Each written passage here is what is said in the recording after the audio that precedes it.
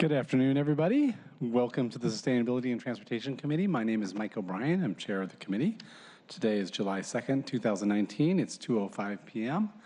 I'm being staffed today by Kelly from my office. Thank you, Kelly, for being here. I want to, I'll just walk over the agenda really quickly, and then I wanted to do a chair's report. In today's meeting, we're going to consider an appointment to the Sweetened Beverage Tax Advisory Board and also the Urban Forestry Commission. We have a couple ordinances related to accepting grant funding for transportation projects. Then we have a presentation on commuter benefits and a presentation on congestion pricing. Before we jump into that, I wanted to just share publicly a video of something that's continued to cause safety concerns up on 35th Avenue Northeast. As folks may recall, a little over a month ago, after a redesign, there was a video shared that showed some concerns.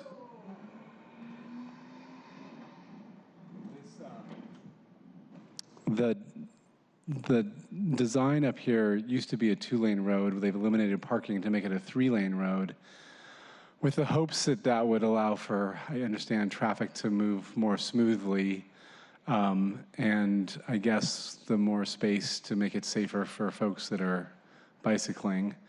And what we saw a few weeks ago was a video of cyclists with multiple cars making illegal high-speed passes in the center turn lane. My understanding is that SDOT has placed some barriers to that center turn lane to prevent people from passing in the center turn lane. And what this video showed is someone making what also appears to be an illegal pass and then switching back into the lane at a very close clip to the bicyclist to avoid those bollards. And now I'm concerned that the attempt to make this safer has actually made it more dangerous. And I'm considering, the committee wrote a letter to SDOT at the last time of this, and will likely do something similar, because I feel like this is the second iteration of trying to make this safer, and it just keeps getting what appears to be less safe at each iteration.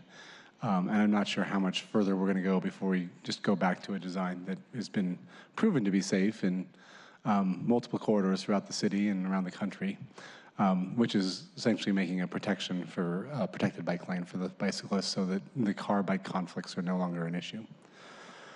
I wanted to share that. Just it's not on the agenda today, but I wanted the public to know that we are tracking this and are aware of it. And well, I don't have any colleagues here at the table at the moment. I know that some of my colleagues share those concerns. So with that, since I'm the only one here, I'm going to go ahead and move to approve the agenda. And I will second that, and I will vote yes on approving the agenda. So it's a fun activity. And with that, we're going to switch to public comment. So Kelly, if you don't mind bringing me the sign-in sheet. Folks will have up to 2 minutes to comment. You can come to either microphone. We have 3 folks signed up. Megan Cruz is first, followed by Megan Murphy, and then Kelsey Mesher. Great. Good afternoon, Mike. Hi, Megan. Hi. Hey. Today we're going to be talking about congestion pricing and overall just trying to solve traffic issues downtown and across the rest of the city. But when we do that, we really need to look at all the elements, and we're not doing that right now. We're looking just at SOVs, single occupancy vehicles. Across the city, that might be a big problem, but downtown, it's not the fastest growing traffic problem. SOVs only make up 23% of all the traffic downtown. The biggest growing part of traffic downtown is delivery trucks and TNCs, better known as Ubers and Lyfts. And right now, that's nowhere on anybody's radar, not with the county or the city. And it's really got to be considered, or we're not going to make a dent in this at all. Just a few facts. For every mile a single car and driver put on the road, a TNC, an Uber, and Lyft puts 2.3 miles. It doesn't matter if the ride is shared. There are 17,000 daily rides of Ubers and Lyfts right in the 98101 zip code, and the increase is 30% annually. So it's a problem. With trucks and deliveries, the rate is going to double by 2022, and we're not even counting these trucks. Annual e-commerce deliveries are going up by 15% annually. So again, the city has these stats, but it's grappling, it's not even discussing how to get this on the map, how to deal with it. So my point is, if we're going to ration traffic or create disincentives or charges to vehicles, we need to include all the vehicles in this. And specifically, I'd like this committee to address today where trucks and TNCs fit into the traffic planning for the city on a daily basis, and specifically whether these modes are going to be considered in the congestion pricing proposal. Thank you. Thank you, Megan. Megan, two Megans. Lucky day. So, yeah, it was really good to watch the ADUs pass yesterday and the DADAUs. Or DADUs, but it's not enough housing.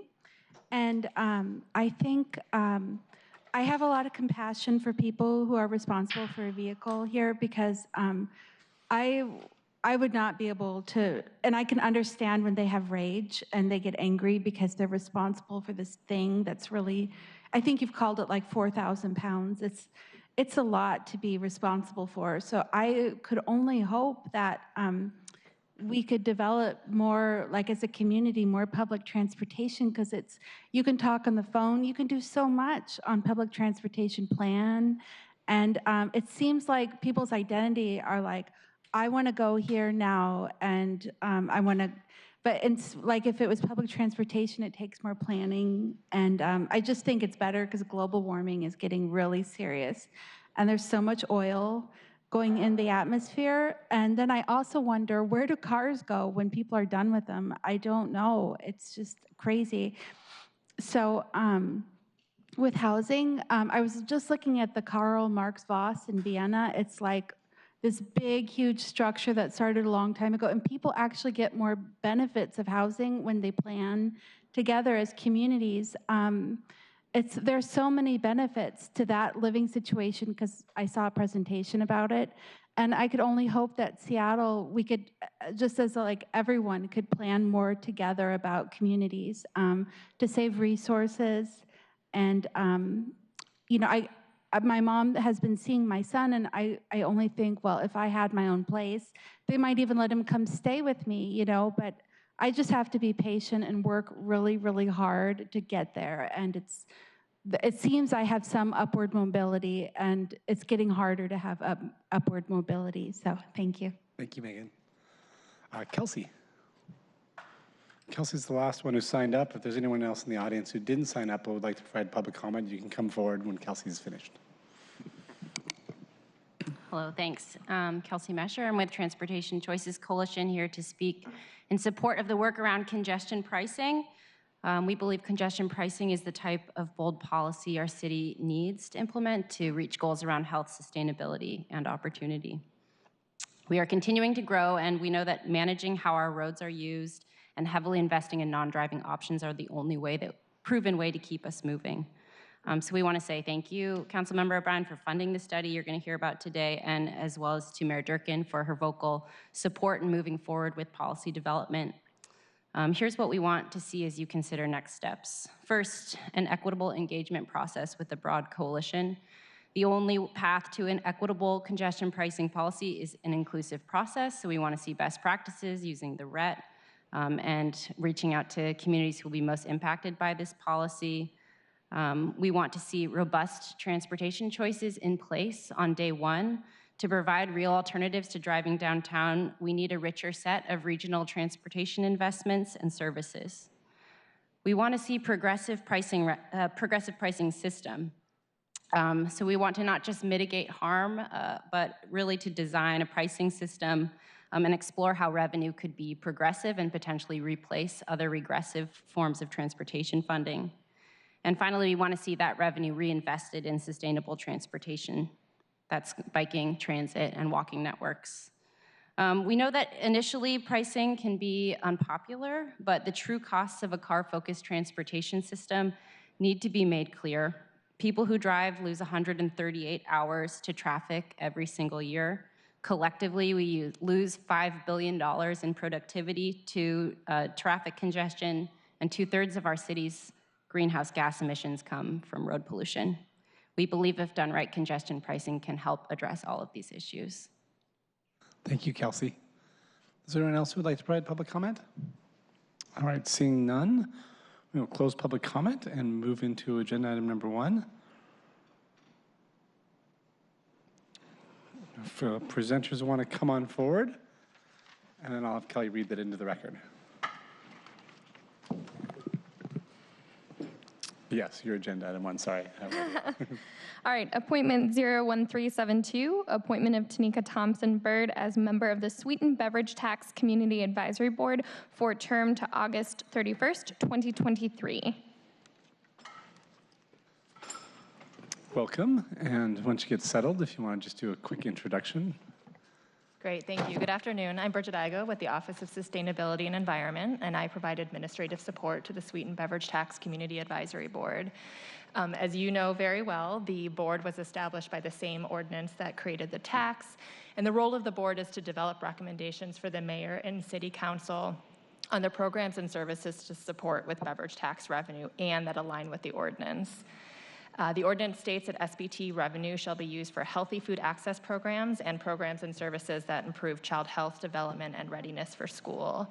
And additionally, the intent of the ordinance is to benefit communities that experience the greatest health and education inequities.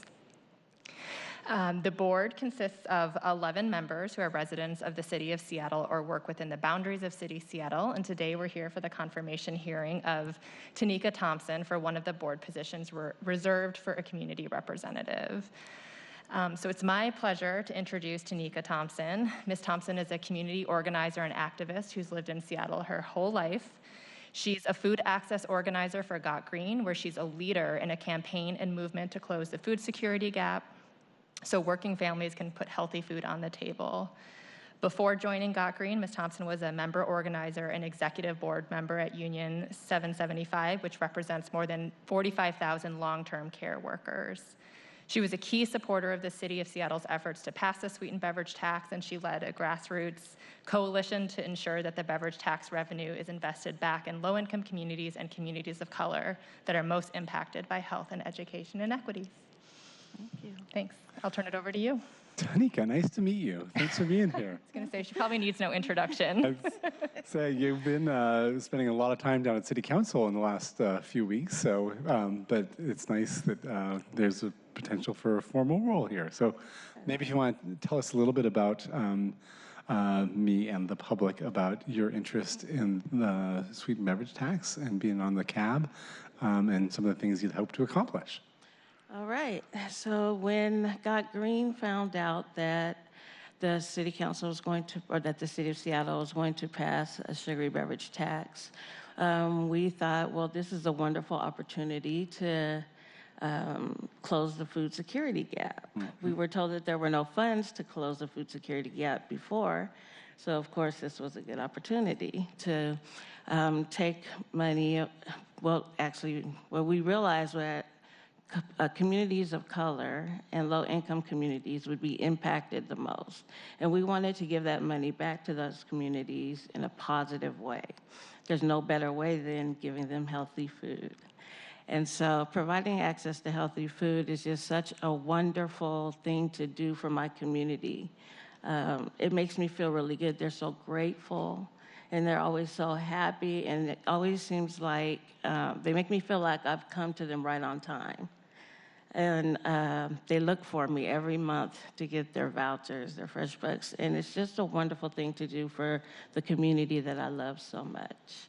We worked really hard with the city to put a plan together to make sure that the funds would go back to the community, and we fought really hard. We fought the American Beverage Association. I did a lot of debates, trying to tell people the significance of the tax and that it wasn't such a regressive tax because the money was going to come back to them. And I'd like to continue this fight by being on the community advisory board and making decisions to ensure that the revenue gets to the right place, which is the communities of color and low income. Tanika, you've been an amazing advocate, and I've had the pleasure of working with you for a few years. So I'm thrilled that you're willing to serve on the Community Advisory Board. I'm wondering if you would describe for the public and the camera just the food security gap and what that looks like in the communities you're working with. Okay, so the food security gap is made up of 122,000 families in King County who are making what is considered a living wage. But because the cost of living has gone up so high in Seattle lately, like rent is ridiculous, and they cannot pay their rent, their bills, and afford healthy food. Healthy food is, kind of pricey. And so they're not eligible for EBT or SNAP benefits because they make too much money. So these families are overlooked often, and they really do need help. They're struggling to put healthy food on the table. And Seattle is the first city to address the food security gap. That's great. Well, it's an amazing program, and I know there's a lot of work to do to it feels like we've taken some good steps into closing that gap, but I know there's a lot more demand to make sure everyone in our community has access to healthy, nutritious food. So definitely. Thanks for your work on that. I'm really thrilled that you're going to serve, as I mentioned, and I look forward to your opportunity. I know that this is a big commitment. The Community Advisory Board has done some really amazing work. Obviously, it's really important work. Your recommendations I take very seriously on how to be investing the revenue from the sweetened beverage tax. And so I know it's no small commitment. So thank you for your willingness to serve on the board and do that too.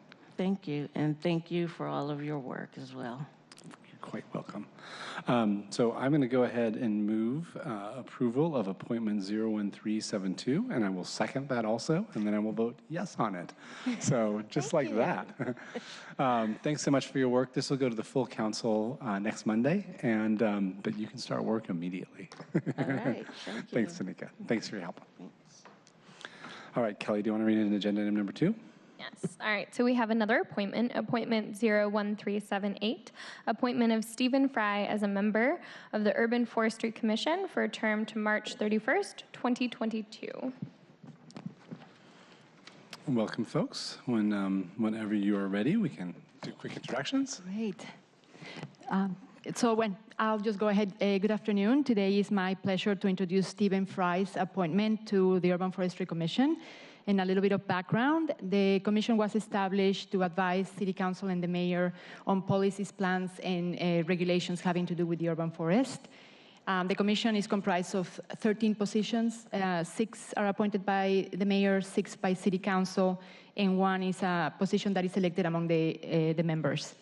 The Mayor is recommending Stephen's appointment to position 8, Development, Community, or Non-City Utility Representative.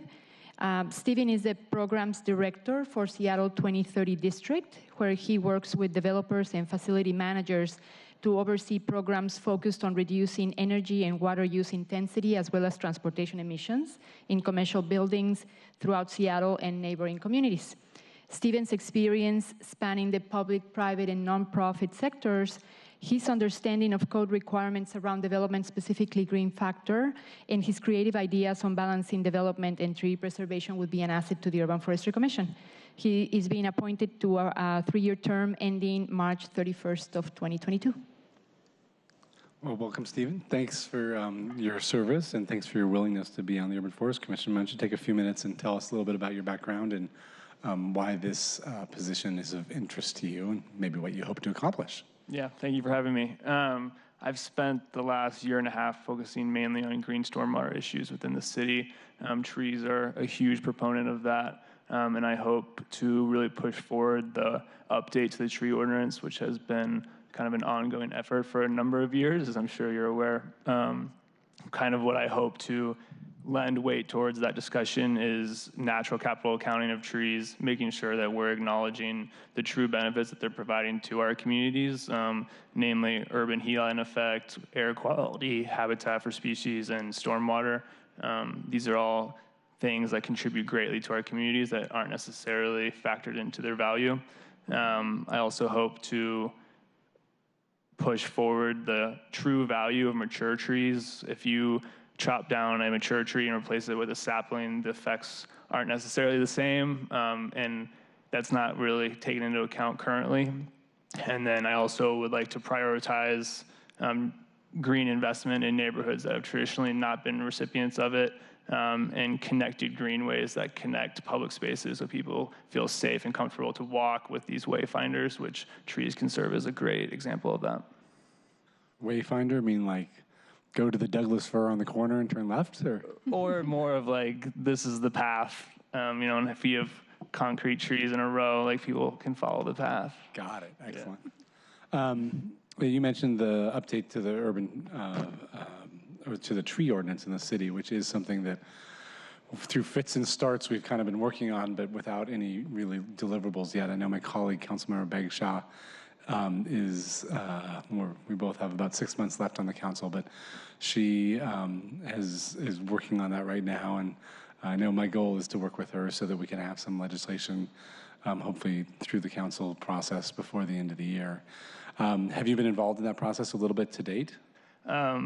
I have been aware of it, and I have been engaged with the Urban Forestry Commission, kind of in just an interested role. So I've been familiar with kind of what the new ordinance is shaping up to look like, and I have read that thoroughly, but I haven't been on the commission itself, so I haven't really drafted the language yet. Great. Well, I appreciate your background, and I appreciate your participation in this. Look forward to your service. Anything else you want to add? Not today. Well, thanks. I know that this is also a commission that has a lot of work in front of us. We are obviously a growing city. There's a lot of pressure, development pressure, which too often results in us losing some of our cherished trees, and I think we can do a better job of protecting those while still allowing, to create more housing opportunities for people to live in our city too. And so someone with your background, I think, will be a great addition to the commission. So thank you. So I'm going to go ahead and move appointment 01378, and I will second that, and I will vote aye. So you will be before the full council on Monday, but thanks again for showing up today. Appreciate it. Thank you. Thanks, Sandra. Thank you. All right, Kelly, you want to read agenda item number 3 into the record? Yes, we have Council Bill 119560, an ordinance accepting the gift of funds for design and purchase of plantings at 4 business nodes along Delridge Way Southwest as part of the Delridge Way Southwest RapidRide H Line. Bill, welcome, and when you get settled, go ahead and introduce yourself. Thank you. Let me actually get to the right presentation here. I think I got it. Oh, okay. And I'm Bill Laborde from the Seattle Department of Transportation Director's Office. Welcome. Thank you. So I guess, Bill, do you want to just jump right into the presentation? Yeah.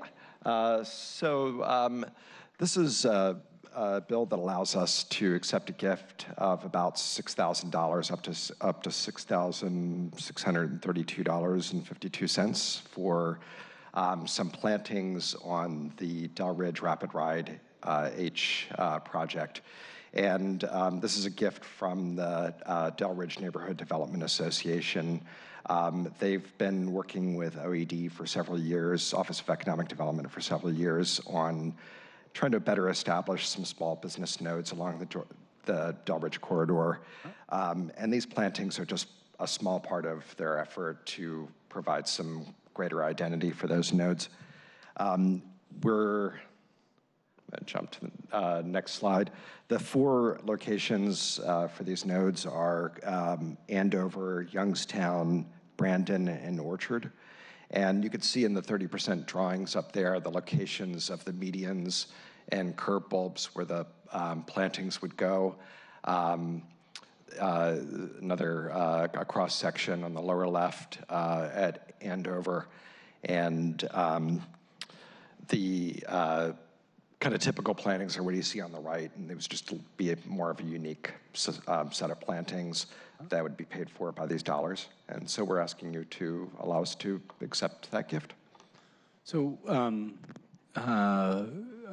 curious why, how did this come about? Normally I think the city would just be providing funding to do plantings on our own. So we are doing plantings on our own, but these are a little bit more sort of custom plantings, I guess. So above and beyond the kind of baseline we would do. Yeah. And so the community has said we want a higher level of planting, and they've raised the money to do it. They've raised the money to do it. They've been doing this in collaboration with Office of Economic Development, the Only in Seattle program, and they have hired a landscape architect to make sure that these plantings fit within our standards.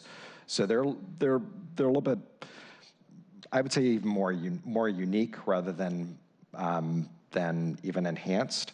But they fit our standards for how we maintain vegetation in the right-of-way. Great. Well, I appreciate that, and I assume even modest gifts we are required to approve, so all the way down to 52 cents, so I appreciate you getting the specifics there. On a somewhat related question, and you may not know the answer for this, Bill, so feel free to direct me to someone else. My understanding is that the design for the RapidRide corridor, is it at 60% now? It's actually moving past 60%. It's probably getting close to 100% at this point. Okay. I'm curious, I'd be interested in asking some questions about what the range of options we're considering for bike infrastructure along or adjacent to that corridor too. And so probably not here unless you have anything you want to comment on, but I'll.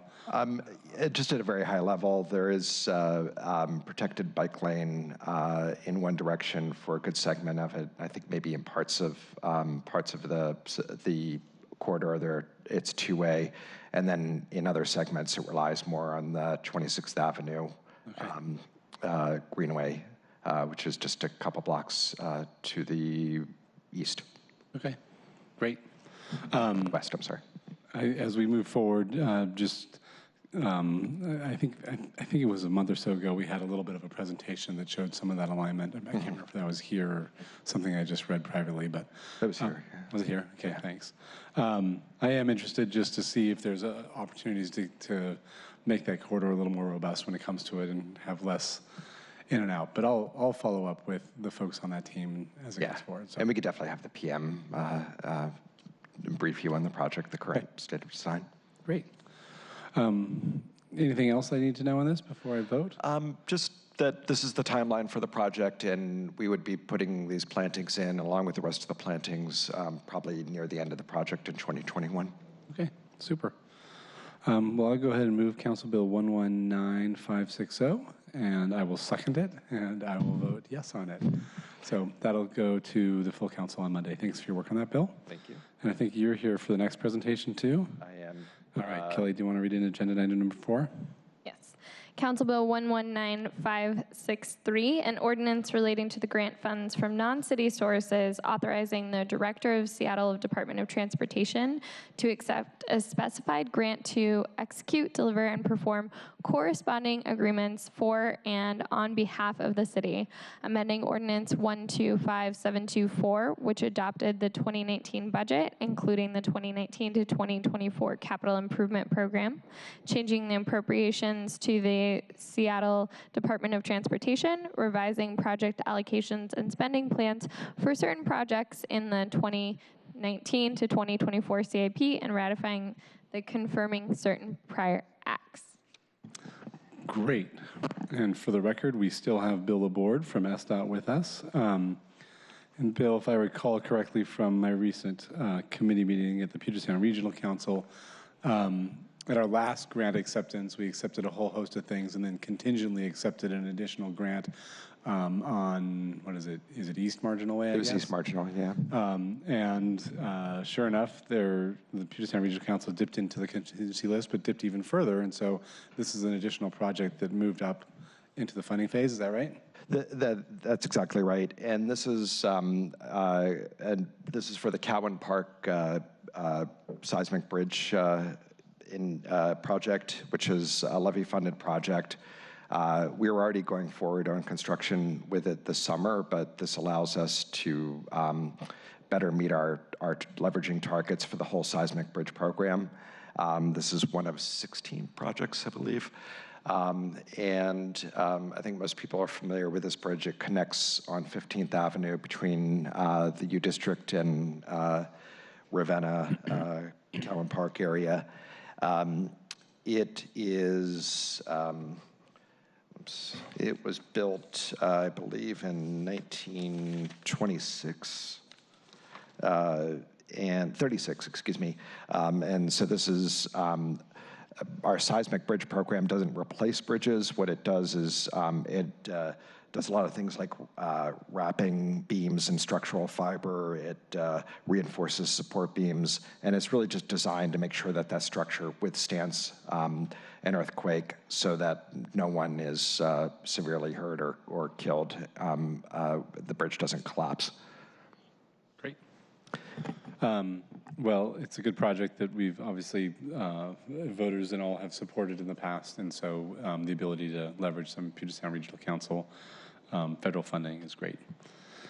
Anything else you need to know on this? I think that's it. We expect to be done with the project by the end of the year, so it's moving. It's moving, yeah. Yeah, I know that was one of the critical things with the Puget Sound Regional Council.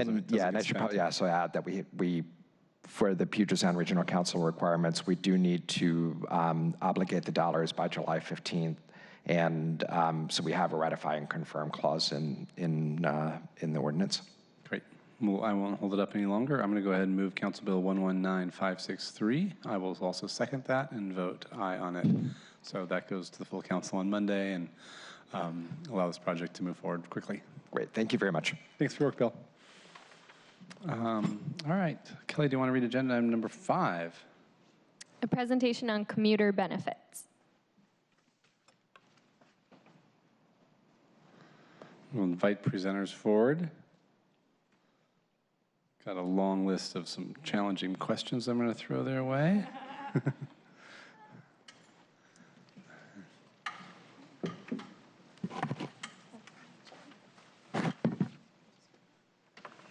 All right, as you all get settled, why don't we start with a round of introductions?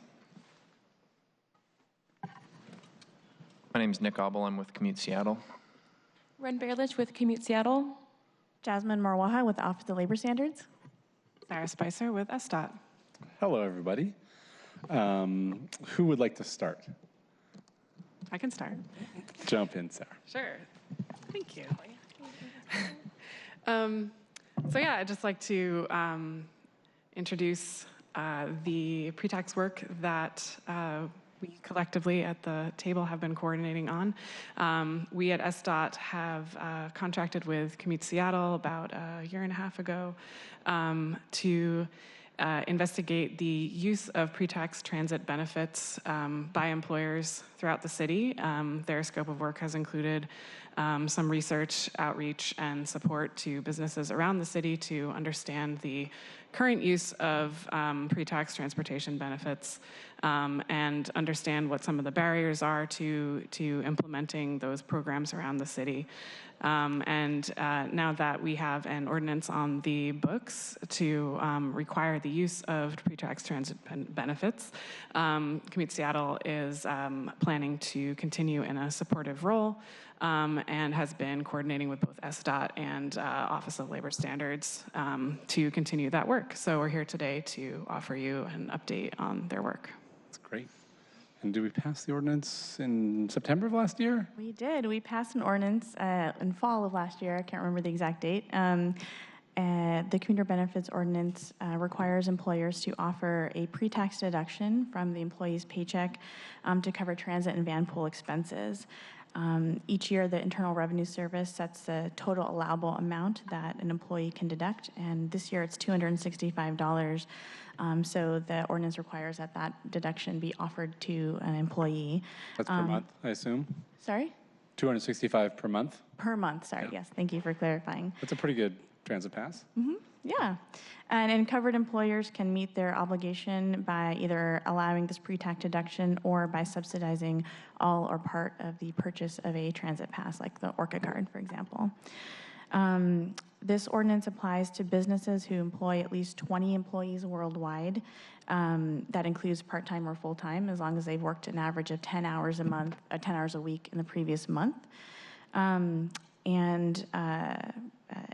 this ordinance goes into effect in January 1st of 2020, and enforcement starts on January 1st of 2021. So what that essentially means is that for a year after it goes into effect, the businesses will not incur penalties for not complying with the law, but they'll be expected to comply, essentially, as their remedy. Rules will be developed later this year and will maybe clarify a few things that are in the law. For example, what exactly will an employer need to do to be in compliance with the law if they subsidize their pass? We've gotten some questions where we might need a little bit of clarification. So we'll be developing rules for that. And in the meantime, we are working with Commute Seattle on the outreach and education. Commute Seattle for now is taking the lead on reaching out to specific businesses. But the Office of Labor Standards in its ongoing work as we reach out to businesses for all number of labor standards, this is going to be folded into our body of work, into our body of knowledge that we discuss with businesses. And so, for example, we have the Business Outreach and Education Fund, where we partner with business outreach organizations, particularly with an equity focus, to reach out to businesses that may not have access to the full suite of resources to comply with the law. Those partners help OLS do this outreach to make sure that folks can be in compliance, and that those partnerships, will be relying heavily on Commute Seattle for the first few months to make this education a success. I'm going to turn it over to Ren. I'll mention we've been joined by Councilmember Pacheco. Thank you for being here. Just quickly, Jasmine, you mentioned the director's rules to help clarify how to be in compliance. Is that something that you think that director's rules can cover, or will there be any need to amend the ordinance at all? I think we're still looking into that. So we'll have more information, I think, by the fall around that. Well, happy to, if it needs to come back here, I'm happy to expedite that. So. Thank you. All right, Commute Seattle. Thank you for being here today. Thanks for all your amazing work in the city. Thank you. Thank you. Yes, excited to be here. I'm also joined by my colleague, Nick, and I'm going to give a presentation on the outreach strategies in order to educate businesses about this new ordinance. So I'm going to give a brief overview of the ordinance itself and its impact on employers. Then I'm going to talk about the outreach methods and strategies, and then go into current metrics on where outreach is at today. And just for some background, if people are unfamiliar with Commute Seattle, like Sarah had mentioned, we are a nonprofit that partners with transportation agencies. We are housed within the Downtown Seattle Association and have a strong relationship with the business community. So we're constantly working with the public and private sector to form relationships and solutions for different transportation problems, and also overcome those barriers. So the ordinance itself, which Jasmine went over, is capped at $265 per month that an employee can use for their transportation costs. Very similar to a FSA or flexible spending account for health insurance. You put aside a certain amount of money every month for these costs. This is a great way for employers to offer a way for their employees to get to work and then also reduce the burden of commuting costs. Employees often can save about 30% a month on their transportation costs, and employers can also save about $8 in FICA taxes with every $100 that an employee uses for their transportation costs.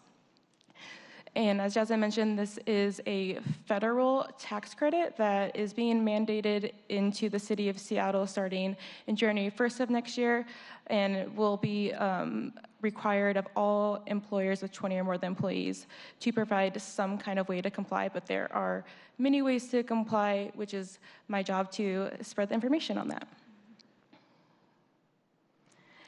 So our messaging at Commute Seattle, and as my role as the outreach coordinator, is that we work with businesses and budgets of every size.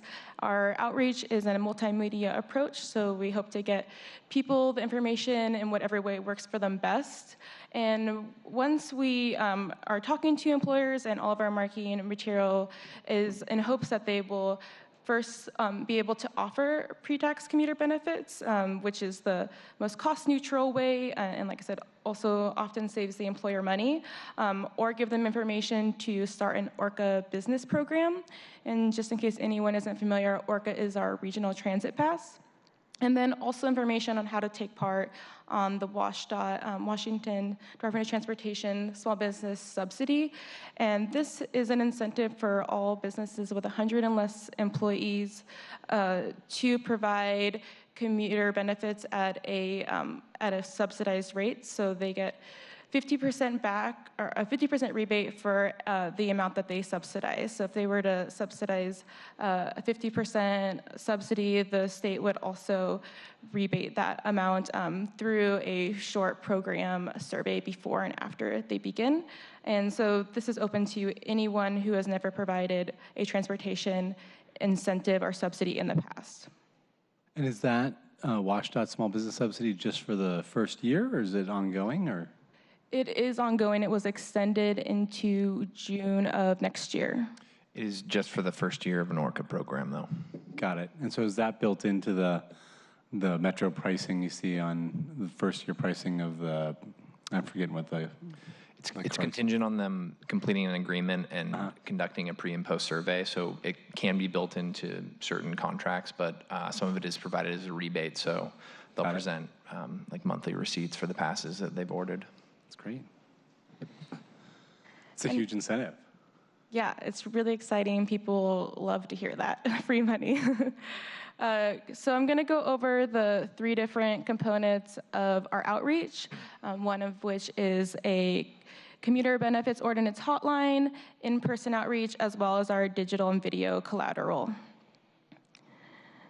And then this is a brief timeline of the methods. So beginning in February of last year, my colleague Nick began digital outreach, and as well as in-person outreach about the pre-tax commuter benefits. And then the hotline became active just of April of this year. So this has been added onto all marketing collateral. And then we are doing in-person outreach. Webinars will begin this month, and then we continue to do outreach post the effective date in coordination with the Office of Labor Standards and Office of Economic Development. And then with all these outreach methods, we also have included equity elements, including creating neighborhood and industry-specific collateral, so that when we're approaching, say, someone who works in the food service industry, or if we're in the neighborhood of Eastlake, for example, we're already starting the conversation in an elevated way that it's individualized to their needs. We are also targeting our initial outreach into underperforming neighborhoods. This isn't to say that we won't work with the neighborhood of downtown, but as far as our in-person outreach, we are looking at neighborhoods that don't normally offer some kind of commuter benefit program. Our marketing collateral has also been translated into 7 different languages, and we will continue looking into translating our webinars as well, and then working with the Office of Labor Standards and Economic Development to get the word out through their channels. On the underperforming areas, is there like a specific metric of like a mode split, or is it really just everywhere but downtown? We look at the amount of ORCA passes in neighborhoods and just looking at where the most are versus areas that generally don't have any kind, or have a lot less than downtown. Got it. And you can get that data to track, you know, by business zip code or something? Yeah, working with King County Metro to get that data. Great. So there's also the resource hotline, and this goes directly to me. So I'll be there 5 days a week, 8 hours a day, ready to directly answer any specifically related commuter benefit ordinance questions. So generally, people can find this on all of our marketing collateral, also through emails, and then we've also given this information to our partner organizations. Generally, people are calling me, they want to have a really specific individualized consultation of how to make a combination of a program or just to learn more about what their options are. So these phone calls can last anywhere from 3 to 30 minutes, but it's nice people to know that that resource is always available. We also creating an updated toolkit. So this provides a simple 3-step process that helps employers kind of get over the initial confusion of offering the benefits. And I'm just gonna quickly go into a little bit more detail on this because I feel like it's very essential to the program and to many conversations. One is to survey their employees, understand how they're getting to and from work, and then also ask how much they are spending on their transportation costs each month. As well as from that, they can decide on what offerings will work best for their organization based on budget and their employees' needs. And then we help give them the templates to create these policies, from everything like simple HR policies to how to get a card replacement to more in depth of like what their enrollment period will look like and how to administer that. We've also begun informational tabling at WeWork centers, like co-working spaces, chamber events, as well as the convention center, and then have started going to neighborhoods. Last month, we worked in the neighborhood of Eastlake to provide them information on different commuter benefits. I have an image here of a marketing collateral specifically for nonprofits. And so we like to call out companies that are already providing this benefit and how it works for their organization, and then just give employers and the neighborhood an idea of what's currently been offered. So a neighborhood-specific one would have the mode options in the neighborhood as well. Our digital and video collateral will be created starting this month, and we'll have regularly scheduled webinars. And what I have here is a screen grab of the business and occupation tax credit. This was just an under 2-minute video where we explained how to apply for this tax credit, who was eligible, and this ended up being very popular. So we're learning as people have shorter attention spans or just are gravitated towards video that this is a really great way to get the word out and provide an option on social media also to share the information. So is the B&O tax credit, is that the WSDOT subsidy that you talked about, or these separate things? This is a separate thing. This was for property managers and employers that already provide a commuter benefit, and they can apply for a tax credit. And this was back in January of this year was the deadline. Great. Yeah. Great. Okay, so some current metrics. We have consulted well over 100 businesses. We are currently working with these large chains represented like Bartell Drugstore, Rudy's Barbershop, and Sea Creatures Restaurant Group. We also have had a lot of foot traffic on our webpage just in this year alone. 553 page views, 464 being unique, and I'm proud to say that people spend the most amount of time at the Commuter website on the Commuter Benefits Ordinance page, so it's just under 3 minutes. And I am really looking forward to having all of these things together, including the video that also boosts that.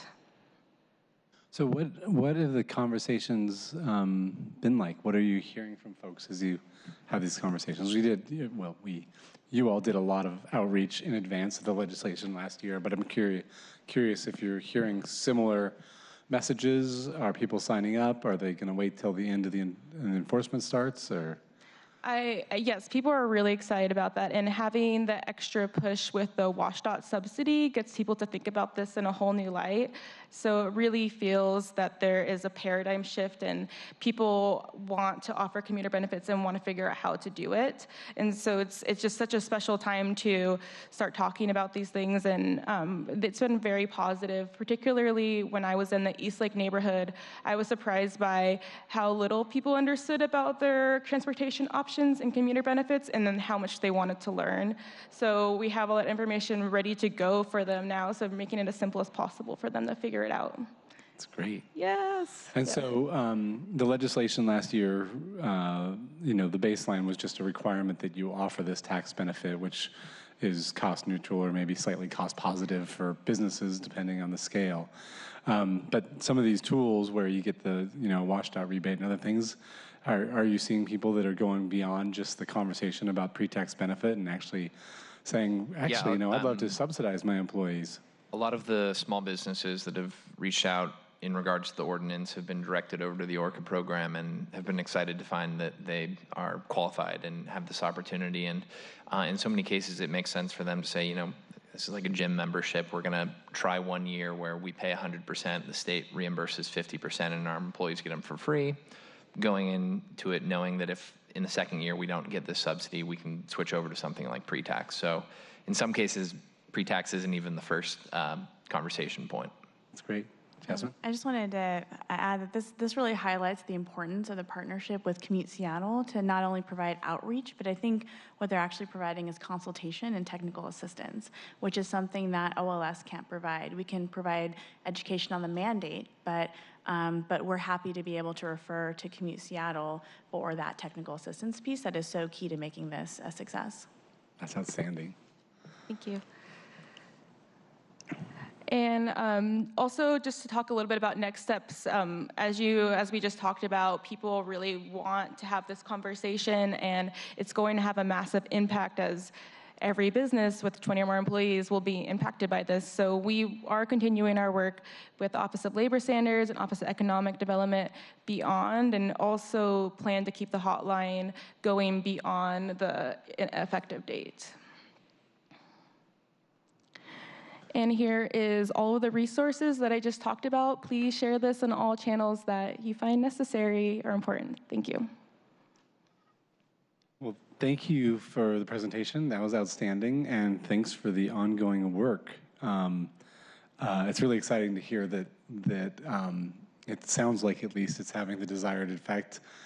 You folks are getting beyond the traditional commute trip reduction audience, which is typically the larger employers downtown, and reaching out to smaller businesses, and it's great to hear that they continue to be really receptive to this idea. I know that people, regardless of where you live and work, as our transit system becomes more and more robust, but it also can be a cost burden for folks to use. Getting some employer assistance, even if it's just the tax subsidy, but even more subsidized is great, is an outstanding thing for our whole city, for our climate goals, for our congestion goals, all those things. So thanks for that work.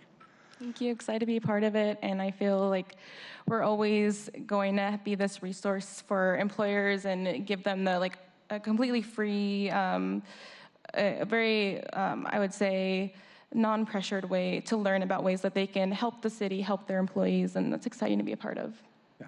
Jasmine? Sorry, not to interrupt the feel good, but I do think we have to think about, and OLS will continue to think about the worker side of the outreach, because Commute Seattle is by its mission business driven more, and so, but that's TBD. And so specifically meaning making sure, this is a right that all workers will have if they work at a place with 20 or more employees. And so that they, as we move into the next phase of this, making sure that they, if they're not getting it, they have a number to call, and who do I talk to, and how do I get this offered? Exactly. Great.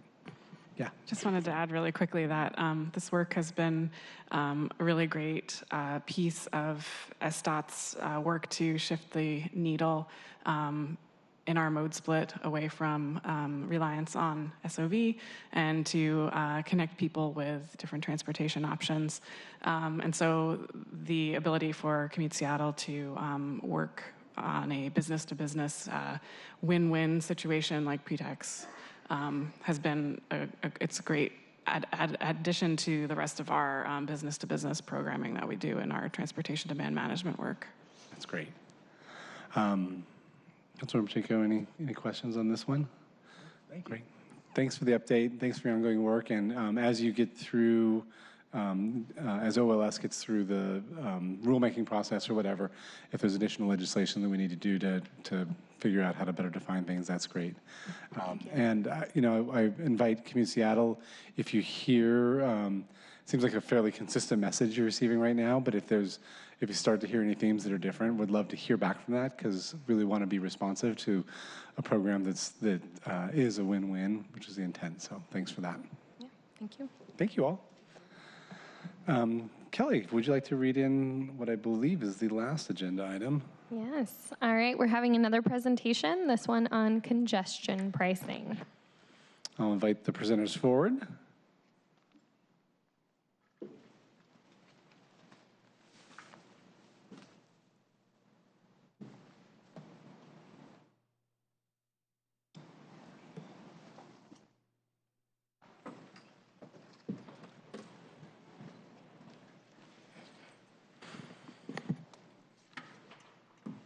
So we have an hour left to talk about congestion pricing, so this is going to be great.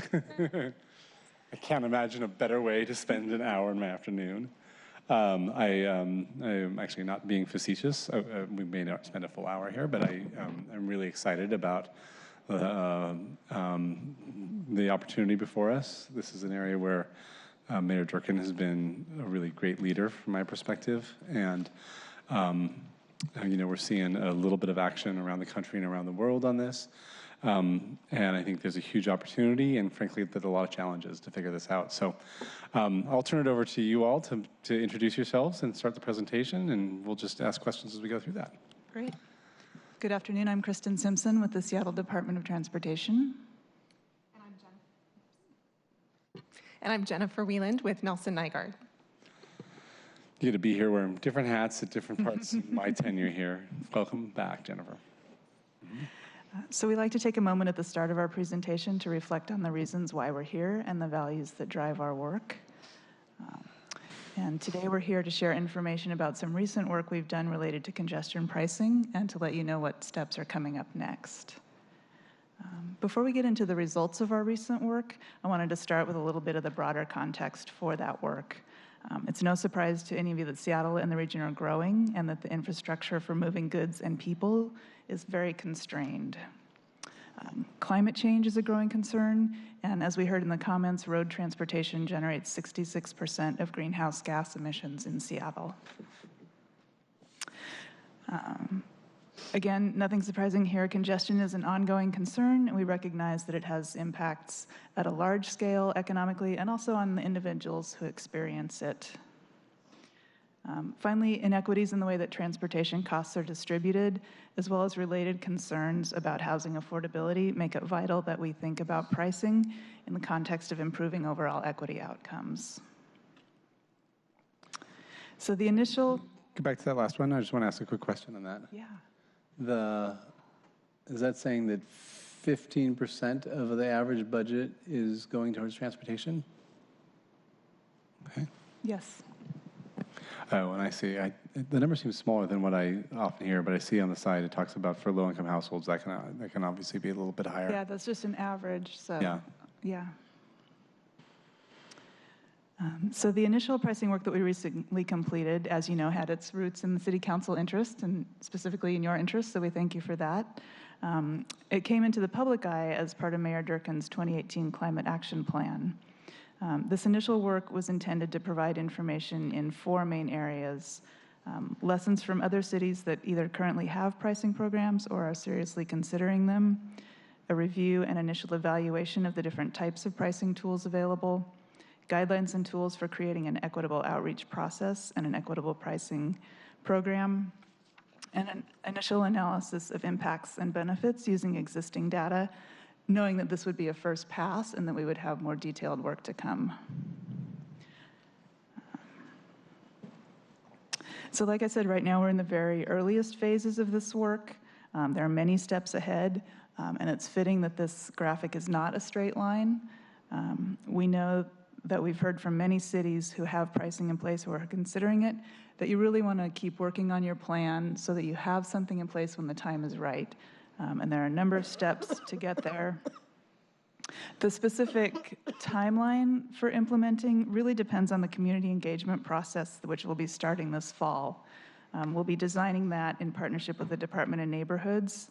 Our priority there is to make sure that any proposal that we put forward has its roots in community engagement and addresses potential externalities of a program, especially for lower wage workers. So at this point, I'm going to turn it over to Jennifer to go into some of the details of our findings so far, and then we'll go on from there. Great, thank you. And I'll just mention we've been joined by Councilmember Swan. Thanks for being here. Thank you for letting me be here just for this item. Feeling under the weather. You bet. Great, so as we dive into a few of the findings from this first phase of work, I thought we should start with just a quick reminder of what are we talking about when we use words like congestion pricing. Congestion pricing is one of those topics that goes by many different names. Some cities call it decongestion charging, others call it mobility pricing. We're using the term congestion pricing in Seattle, but what it is ultimately a strategy to help address congestion and emissions. And it is really at its nature about pricing city streets to encourage alternatives to driving alone, to increase reliability, and to reduce travel times while improving safety. Right now, the cities with congestion pricing programs in place are all outside of North America, but I think it's fair to say that there is a race on along the West Coast to figure out who might be first. New York is a little bit ahead of all these West Coast cities that are studying pricing, and we expect that New York will be the first U.S. city to fully implement a program, but remains to be seen who will come after them.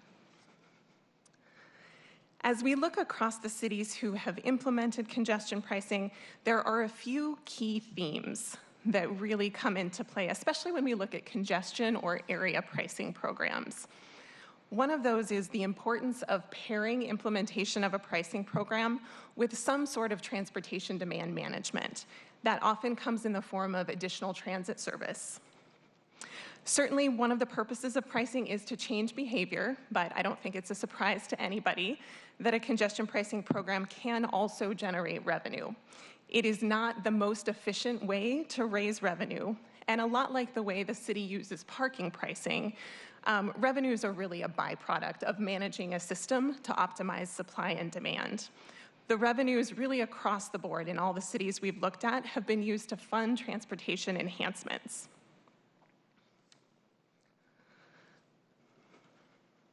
So the 5 cities that are shown here, a couple of the highlights of what we see in terms of the benefits. Across the board, we see a reduction in trips, a reduction in greenhouse gas emissions, an increase or an improvement in travel times. And then, as I mentioned, revenues are a byproduct, but they really do vary by city depending on the overall cost to operate and maintain the pricing program, as well as the size of the area that's being priced, the base charge, and a variety of factors like discounts and exemptions. Sorry, on that, under Singapore, it says 15% with new technology, 44% and 75. Is that 2 different baselines then? So initially they saw a significant reduction. Exactly. So Singapore's program has gone through a lot of different iterations. And when they initially implemented back in 1975, they saw a huge decrease in trip reduction. That sort of leveled off after a period of time, which tends to happen in most cities that have implemented. And so they did put new technology in place much more recently, and that led to another 15% decrease. Wow. So a few more words about benefits. What you're seeing on this slide, the chart on the right is from London. And what you see here is transit use, which is the line in red, steadily increasing over time. And these are different phases of implementation of London's congestion pricing program. At the same time, you see the line in yellow going down, and that is private transport. So people are driving less, or private vehicle use is decreasing, and transit use continues to increase. Businesses in Stockholm and London both have seen economic benefits with the implementation of congestion pricing, and it is a constant that programs have changed and evolved. Another key piece, so an example of that is in London, when the percent of people driving plateaued, the charge was increased, and that's similar to what we just talked about for Singapore as well. When you mentioned that the businesses have seen economic benefits, can you speak more to that? Sure. So if we use Stockholm as an example, businesses within the charged zone have seen an increase in sales of about 5%. Some of the reason that they think that has happened is that Because drivers are required to pay both when they enter and exit the zone, a lot of folks are staying within the zone to do their shopping and are spending money locally. London has also seen benefits to businesses within the priced area. They have seen growth, I want to say, about doubling, if I remember correctly. I'll have to get back on the specific number, but businesses within the price zone in London have also grown significantly faster than businesses outside the price zone. Got it. So that's fascinating. It's actually consistent with some of the other transportation investments we make. I imagine that, you know, when you want to put in a bike lane or a bus-only lane or congestion pricing, I imagine a lot of businesses would have concern that this will impact. And it sounds like there is an impact, but it's a positive one, which may be kind of counterintuitive. I suspect that I'm curious how freight is handled in various congestion pricing models too, because one of the places where it seems like there would be an obvious benefit is for folks that are moving goods around the city, and if congestion goes down, you know, when one of their trucks has to be on the road an hour less a day, that's a significant savings. There may be a toll in charge, but if they can have, you know, a 9-truck fleet instead of a 10-truck fleet, that's a significant savings in both capital and operating costs. Absolutely. Another number from Stockholm that is very consistent with that is a lot of businesses have benefited because they have been able to make up to 25% more deliveries. Wow. Because of pricing and because of what that has meant in terms of reduced congestion. Yeah. Yeah, I guess it speaks to the those high priority trips that, again, they're, I assume, are most freight also paying the congestion price, or probably, but the offset to the increased price of a 25% more efficiency is significant, I imagine. Right. And a lot of programs will include a cap on what you're paying per day. So if you are making multiple deliveries, you will hit a limit in terms of what you're paying. It's not going to skyrocket astronomically. Got it. So you're crossing in and over the line repeatedly or whatever, however the system's set up. Okay. A few other words about additional benefits. So as I mentioned, it is pretty consistent that revenues are used to improve transit service and to provide infrastructure for active transportation. One of the things that we've looked at in our early work is the potential to use revenues to support projects and programs that can really advance equity outcomes.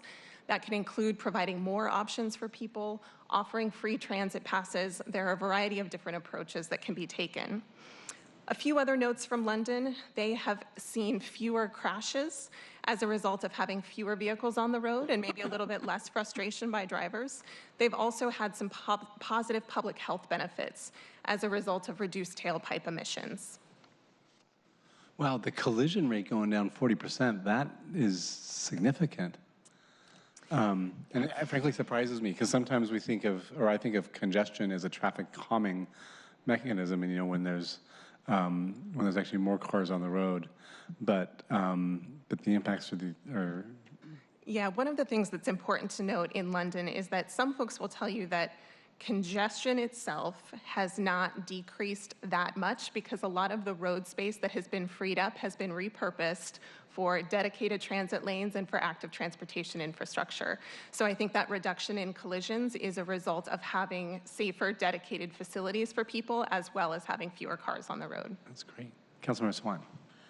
Could you send us, because and if you've already done that, and I'll check with my staff, and I apologize, but the studies, I'm assuming these bullet points you have from studies conducted in London or Stockholm, wherever.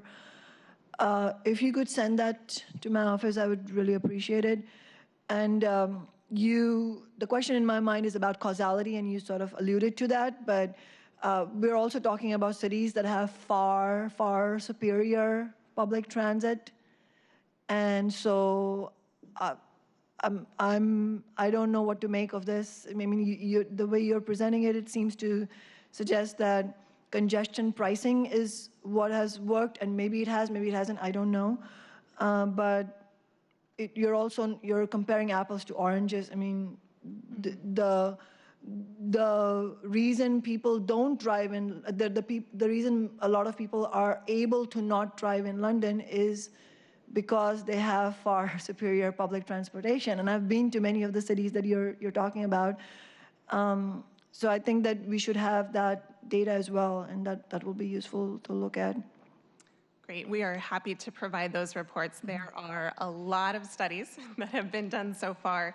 I mean, I think one of the important things to note is that as revenues have come in from congestion pricing programs across all of these cities, and even as the programs were initially being implemented, these cities are making investments in public transportation. They're increasing the number of buses that are on the road. They're increasing the amount of service that's available.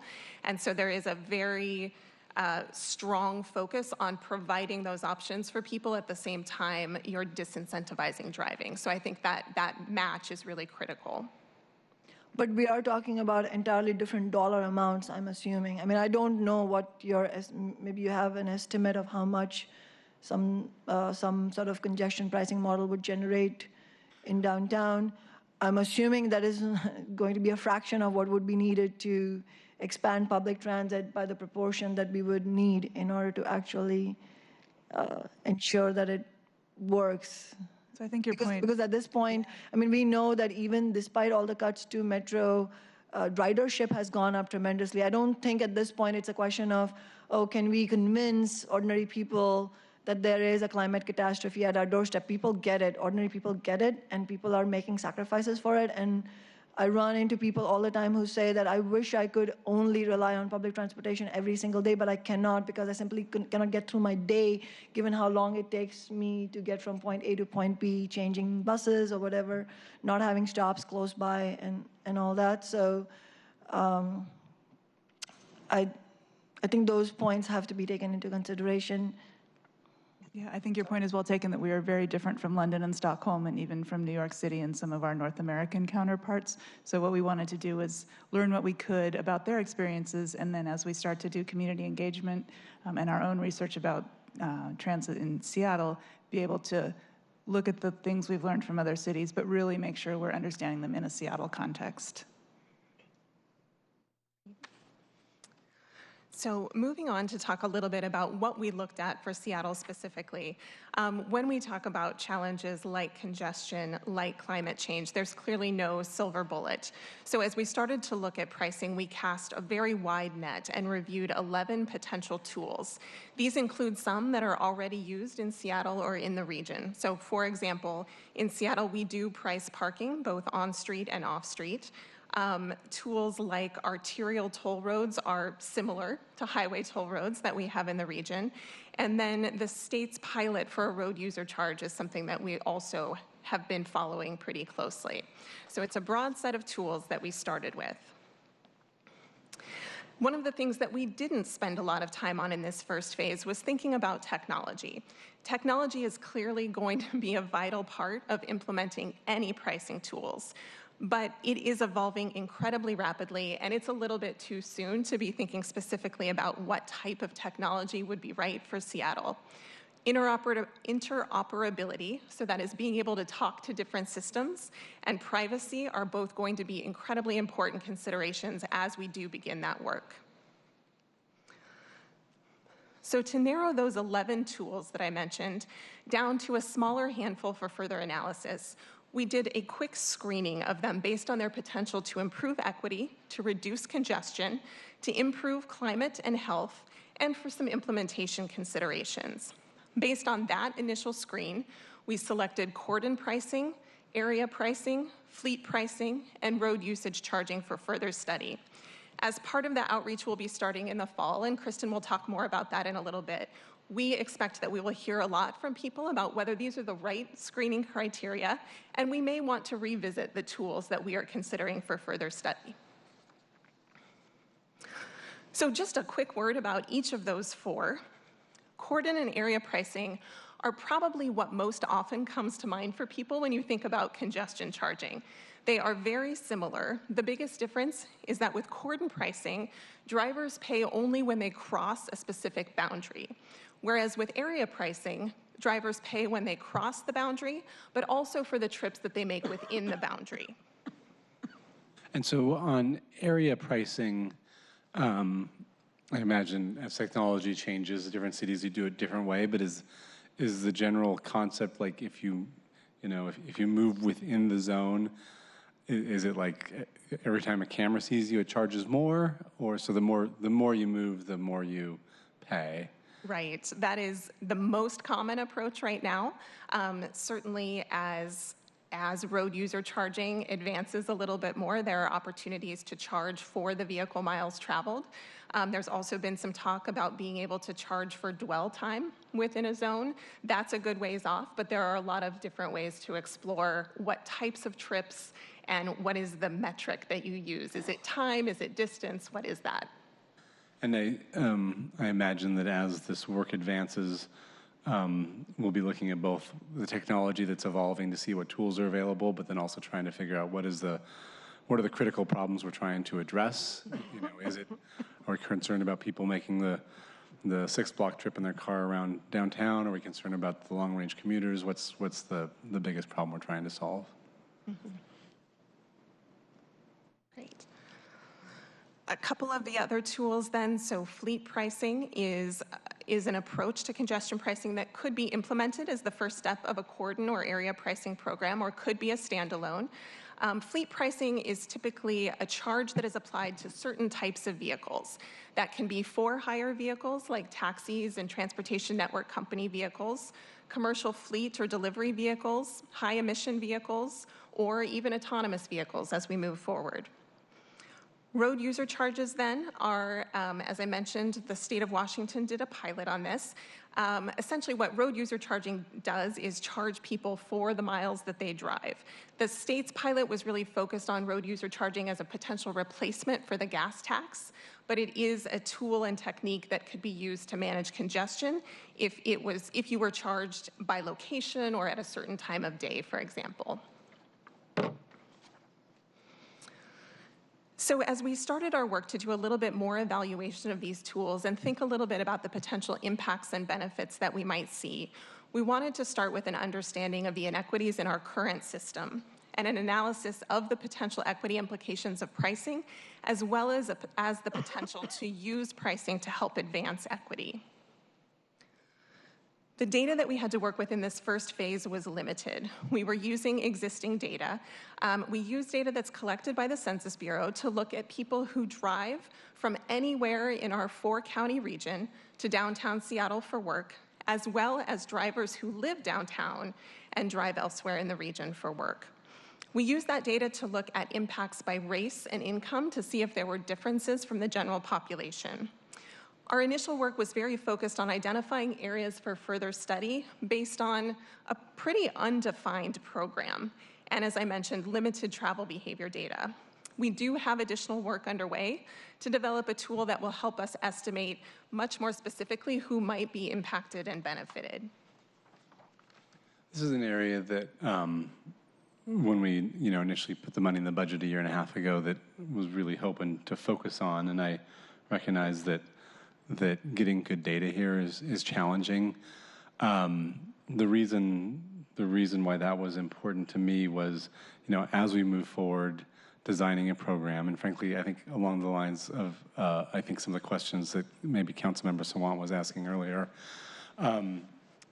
for me, from an equity perspective, to understand who is currently driving downtown and why they're driving downtown is going to be really important. We have a sense that, around 20% of the commute trips to downtown are still in a single occupancy automobile. And I imagine that some of those people are just like, I have a bunch of options and I want to drive. And for those folks, I feel more comfortable charging them. I imagine there's some people that are driving downtown. It's like it's already really expensive, but I don't have any good alternatives because of time of day or location or whatever needs they are.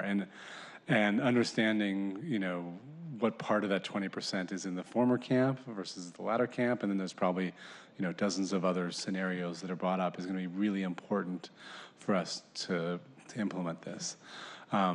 So I'm curious, how do we get beyond the kind of high-level census data and really dig into, are we doing intercept studies or surveys, or what will that look like? Mm-hmm. Do you want me to go ahead?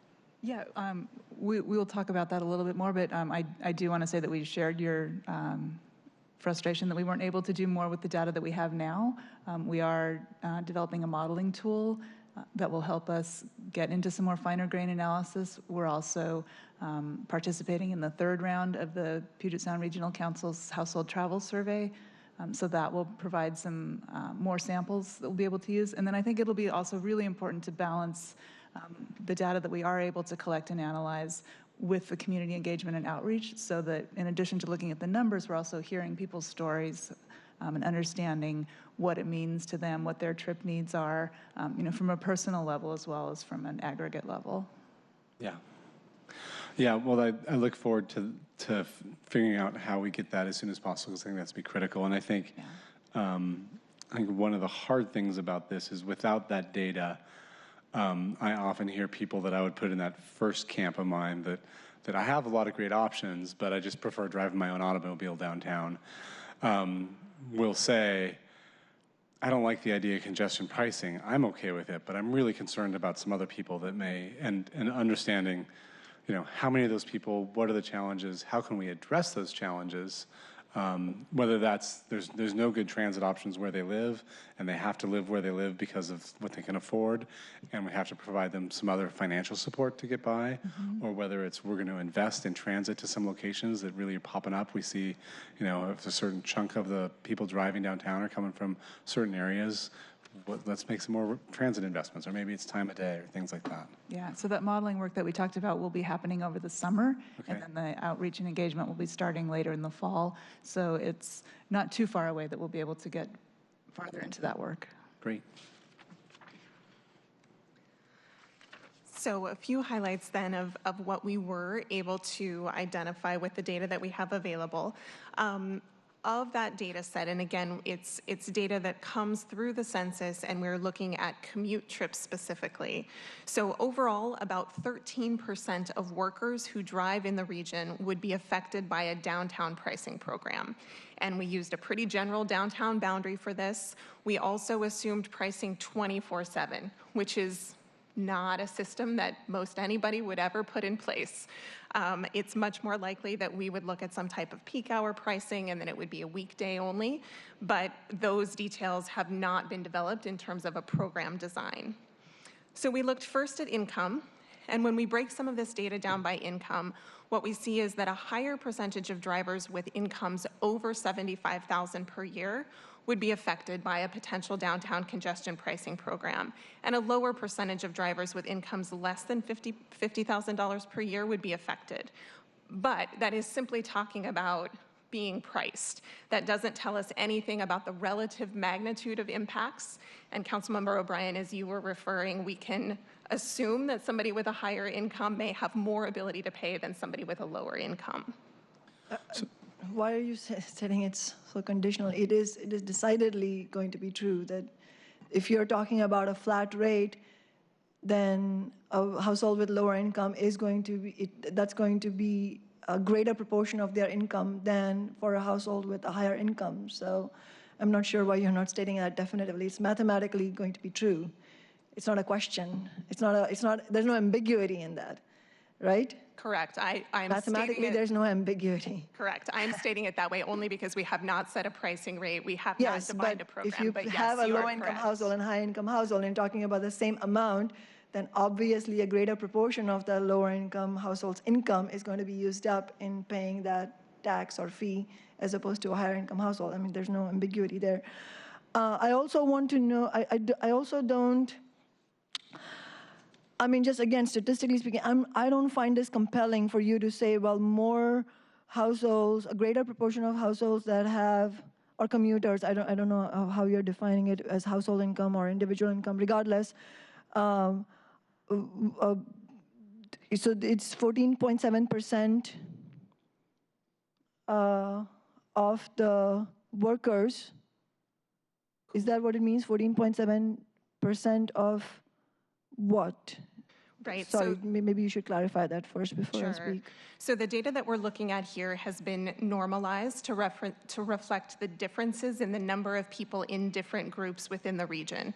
So when we look at that 14.7%, it is 14.7% of the people who have incomes greater than $75,000 who are within that group who would be affected by a downtown pricing program. And is the denominator there just anybody who drives anywhere in the region? Our sample size that we're using here is the 13% of the region who would be affected by a downtown pricing program. And so those are people from within the 4-county area who are 16 and over, who drive to work either downtown or who live downtown and drive to work. So it's commute trips. But the denominator for each bar is different because you're using that income group for each and if saying... we looked at the numbers of people within each income group, yes, which is why we normalize the data. But again, but this is just looking at drivers. So someone who takes transit in the region would almost certainly not be impacted by this, but is not showing up in this study at all either. Not in this particular analysis. We wanted to understand who might pay of people who were driving. Yeah. Because I think we are assuming that if you're not driving, you're not going to be impacted. Right. I'm interested in how income levels affect transit ridership. And my suspicion is that lower income people are higher users of transit, so they would also be less impacted by this because they're more likely to be taking transit. But it depends on the circumstance. But that's what I don't find compelling. I mean, by what we have here, this data says 14.7% of the commuters or workers who drive in the region 14.7% of the households that make more than 75K. Right? That's what you said. Of the group of 13%. Yeah, of the 13%. Yes, we are assuming that's the universe at this moment. The universe is the 13% of the workers, not all the workers. But out of that, 14.7% of the households that make 75 or greater, that's what you said, right? Will be who drive. Will be impacted, by the congestion pricing. Right, so we 13% of the workers drive in the region, but not all of them will be impacted by the pricing because they're not all driving into downtown. No, that's not exactly correct. So 13% of the workers in the region who drive into downtown would be affected by, so we're saying that approximately 13% of the workers who drive in the region would be affected. And then when we normalize the data, that enables us to say that even though there are different numbers of people who fall within each of those groups, we would expect that approximately 14.7%, approximately 15% of the people who make over 75K who are within that bucket of 13% of drivers would be impacted. That's what I meant. That's correct. So this 15% is 15% of the households that make more than 75K. Let's not debate the universe of the data again. You're very clear about that. So that's what I don't find very compelling, first of all, because it says nearly 12% of those under 50K will be impacted, and nearly 15% of those under over 75K will be impacted. Do you know what I'm saying? I mean, it's not like you're saying 2% of those under 50K will be impacted and 15% of those above 75K will be impacted. I mean, there's a 3 percentage point difference between the two numbers, and that's not very compelling. Do you know what I mean? It's not that different. It's true. It is not that different. And I think that was one of the important findings as we looked at just this initial data set, is that the range that we were seeing is much smaller than we would have expected. We would have expected the differences to be much greater than this, but we're not seeing that in this initial data set. Right. One of the things that we'll be able to do with the model that we're developing is to turn different policy dials to see if we had a discount program or a cap or other ways of adjusting the program design, how would that affect different income groups? So this analysis is just sort of charging everyone exactly the same, no caps, no exemptions, no time of day changes, just a very first cut at sort of a yes or no impact. Next, we'll be looking at both the magnitude of the impact, like Jennifer talked about, and different ways we can adjust those impacts. Okay, I'm glad you mentioned that, but I think this needs to be said.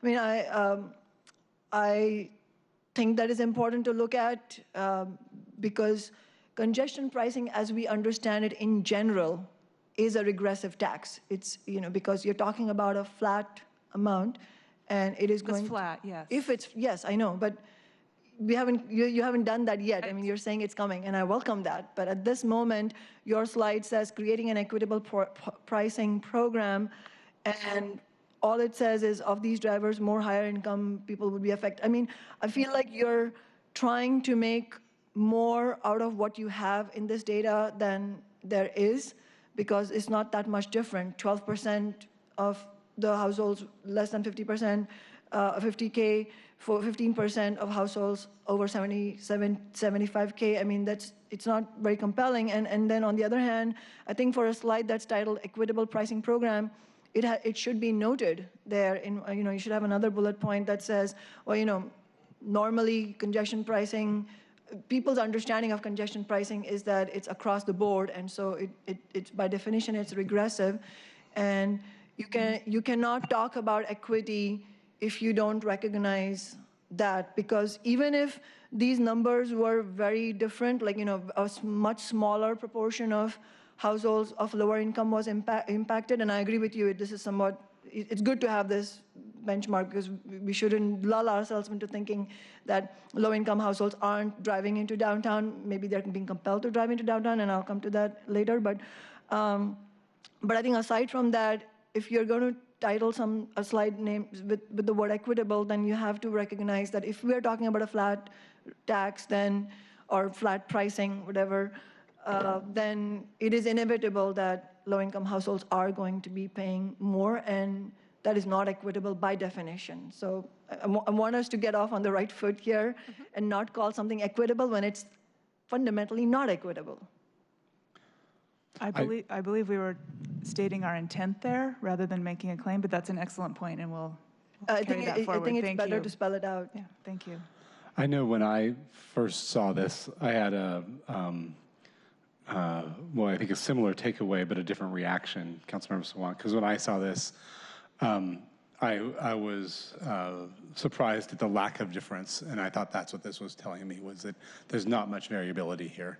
And so if we do want to, we can't start with the assumption, as I think you were saying, Councilmember Sawant, that simply the higher income people drive more. I do have a question about this because data. Each household is going to be impacted differently based on their income. Totally.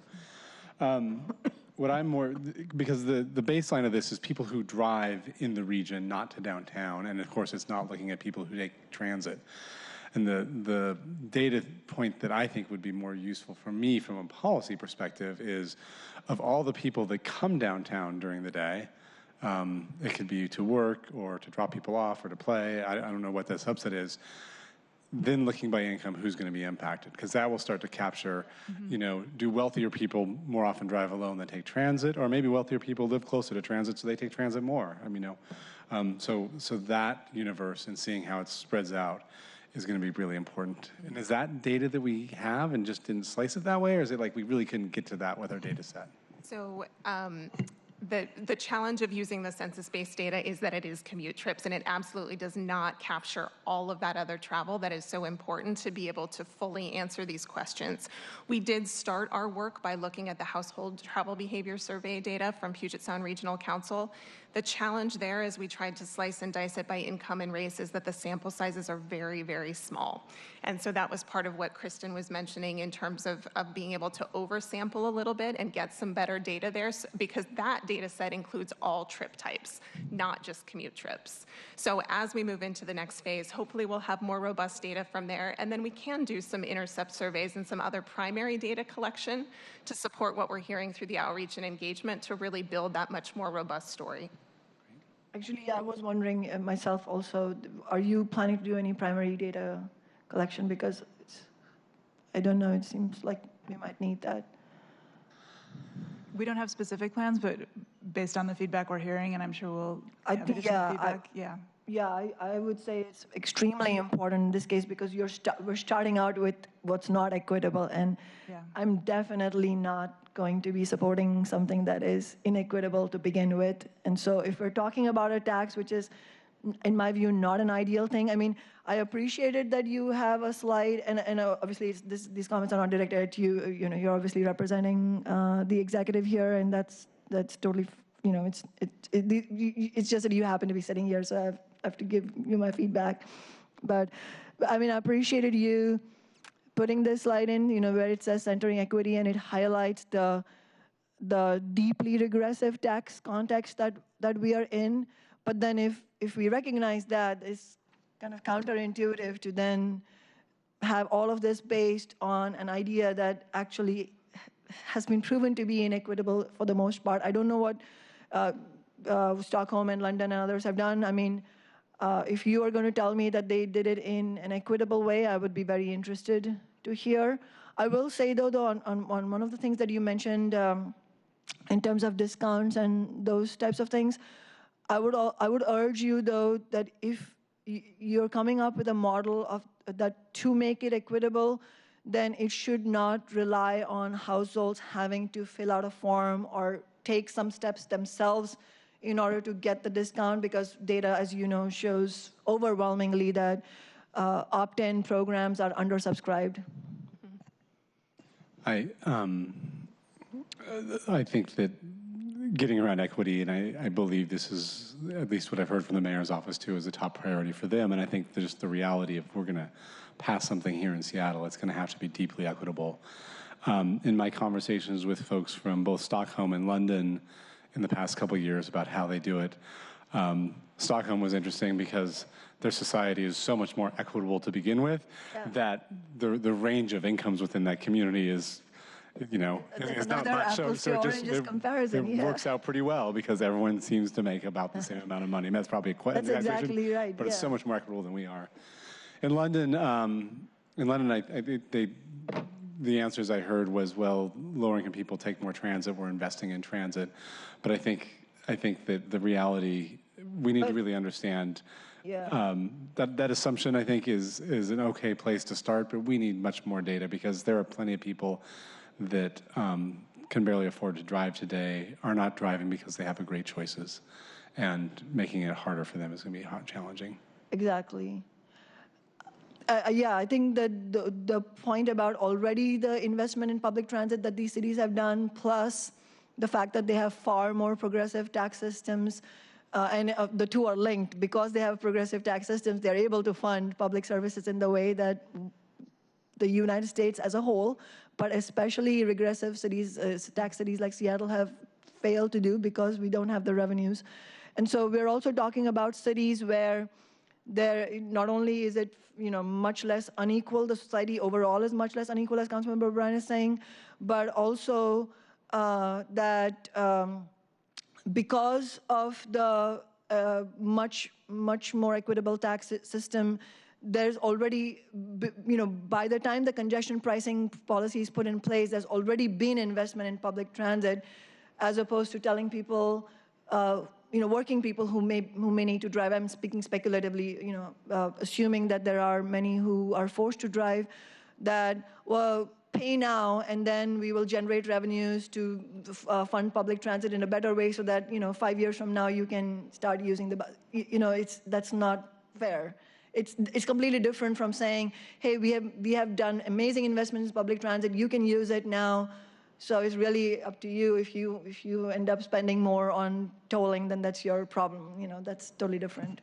And I think in London, as I recall correctly, I don't remember the exact number, but I think hundreds of millions of investment in transit in advance of the congestion pricing, which is a beautiful model where you would get hundreds of millions of dollars in advance of this pricing scheme is a question we would have to address. But I believe another thing I mean, you can see clearly that when we get into this, you were very clear at the beginning, we don't have a proposal. We're not even anywhere near considering a range of things. And yet, we, the public and policymakers, want to get into that. And so I don't want to jump too far ahead, but I do want to just acknowledge that some of the concepts I've heard that could address some of the concerns is that the price would not be flat, but it could be based on the value of the vehicle. So a more expensive vehicle would pay more than a less expensive vehicle. And you talked a little bit about the vehicles that pollute more. So, you know, a Hummer would pay more than a Prius. And so there are tools that we could use. Again, it's premature to figure out how you would do that and what the impacts were, but I think critically getting the baseline data of really understanding who's currently using our various systems and why they're using that. And then how do we, my goal here is one, around climate, so we got to reduce emissions. We need to get them to frankly zero. And two, around congestion, we want to make sure that people can get around our city. And frankly, it's really saying, if you choose to take transit or you choose to walk or bike, I want to make that the easiest, safest way to get around. And if you choose to drive, but you live in a world where you have lots of options, but that's a choice you take, then that's okay as long as it meets our goals. But we want to really minimize that. Thank you for all of those comments. They tie really nicely to the way that we'll close out some of this initial research. So similar to what we saw in terms of income, we also looked at race, and the story is very similar. The impacts that, and not the impacts, but the rate of people who might be impacted, whether they are people of color, white, or folks who didn't identify or who chose more than one race, pretty similar across the board. So again, this is a place where we don't know the magnitude of the impacts still. We don't have great data. We don't have the finer grained analysis to break out people of color into different racial and ethnic categories. So looking at everybody as a single group, we know is just one quick glimpse at the start of this. But tying to the strategies to advance an equity agenda. So what you were both hitting on is exactly in line with what we believe is critical to be able to develop an equitable pricing program. We're really focused on equity in 3 key areas. One of them is outreach and engagement. We have to hear from the people who would be most affected.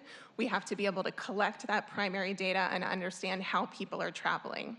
Program design is the second of those, and that involves looking at different geographies. It involves looking at pricing levels, times of day, and exemptions. And then revenue reinvestment is another key piece. Transit service, of course, would be a big part of that, but also things like free transit passes, discount programs, more active transportation infrastructure, and better mobility information. Our goal is to design the program well for equity outcomes so that things like exemptions and mitigations are less necessary. Couple words about potential benefits for public transit. So in addition to the potential for investing revenues in transit service, reducing congestion also helps to free up transit service hours and reduces travel time for transit riders. And as was suggested, King County Metro transit riders are generally more likely than the general King County population to have lower incomes or to have a disability. They're much more likely to live in a household that doesn't own a vehicle or to be over the age of 55. So while those are sample data, they do help to suggest that improving transit service could have positive equity outcomes. And then finally, in terms of climate benefits, so again, we have not modeled yet, and we did some quick estimation of potential reductions in vehicle miles traveled and greenhouse gases based on trip reductions. So we essentially looked at how many trips might not be made by driving to develop these rough estimates. The chart here shows a potential vehicle miles traveled reduction that ranges from 14 to 23% of the baseline, and that baseline is where we are today, to 22 to 30% in 2035, and that is against a control scenario for 2035. Greenhouse gas reduction estimates for those same scenarios are about 6 to 10% from the baseline and about 10 to 13% in 2035. So we could see some significant reductions in vehicle miles traveled and greenhouse gas emissions potentially. So that is a very quick summary of a few of the elements of our early work. Kristen's going to talk a little bit more about what's next. And I think we've actually covered a lot of the material in these next slides during the question and answers we've had so far, but I'll just go through them quickly. I wanted to emphasize, as we've been talking about, that as we move forward, we'll be very focused on equity, both in terms of the outreach process and in terms of designing a potential program. The steps we'll be taking moving forward include more work on an equity strategy, starting the public engagement process in the fall, developing that modeling tool, and doing additional analysis on potential impacts and benefits. So a little bit more about the modeling tool. That is going to let us adjust different policy levers and pricing levels to see the results of those changes on different populations. It'll let us try different times of day, for example, different pricing levels, different fleet types. Really, any of the different things we want to try to adjust, we can see what different outcomes would be. And that's work that we'll be doing over the summer. And then this, just going back to our sort of where are we now slide, thinking about doing engagement over the fall, working with the Department of Neighborhoods to design that process so it's inclusive and comprehensive, especially given any potential equity impacts. We really want to make sure that our engagement reaches the people who would be affected and takes their input into consideration as we move forward.